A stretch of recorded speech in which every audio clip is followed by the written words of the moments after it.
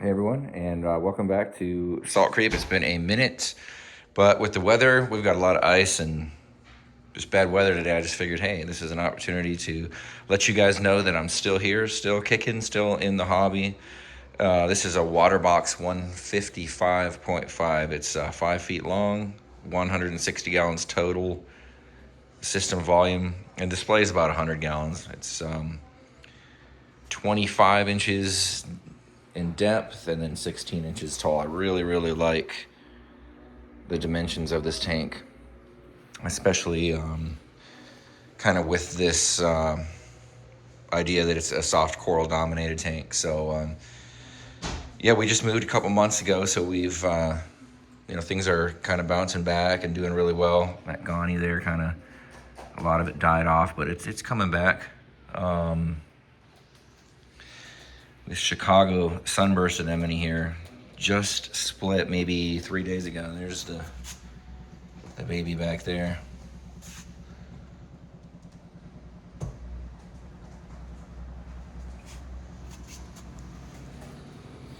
But yeah, I've really just kind of gotten into some higher end leather corals.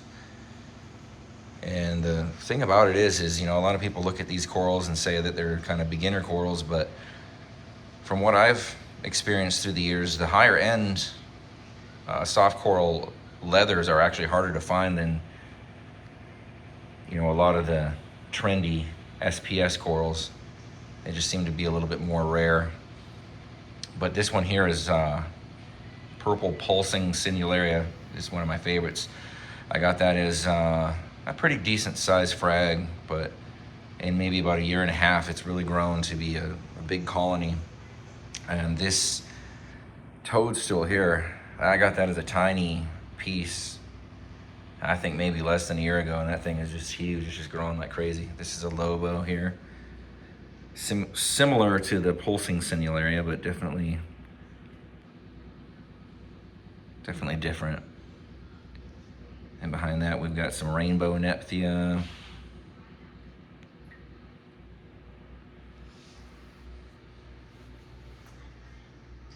That kind of reddish brown one there is finger leather from Marine Farmers. And this might be my favorite one in the tank right now. That's the pink lemonade Stereonephthia. I can't wait for that one to grow out. It's pretty cool. Yellow finger leather here. Over here we've got the Tracy Morgan Gorgonia. That thing's really taken off recently. One of the weird things about moving is that moving a tank is as bad as it is in terms of not being fun.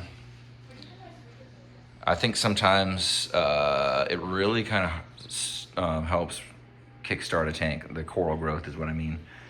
Sometimes, I will say some of these corals in here were stagnant. It wasn't that they weren't doing well, they just really weren't growing. And I just feel like ever since the move, all this stuff was brought over in buckets, and I was able to avoid kind of a tank cycle, repeat. But for whatever reason, it kind of just kick-started growth in a lot of these corals. I'll show you underneath here.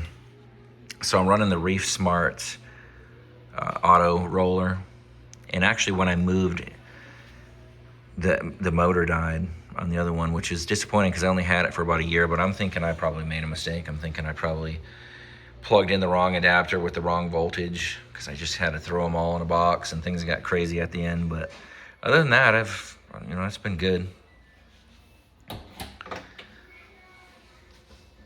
I need to clean my skimmer. But yeah, it's just a really basic setup.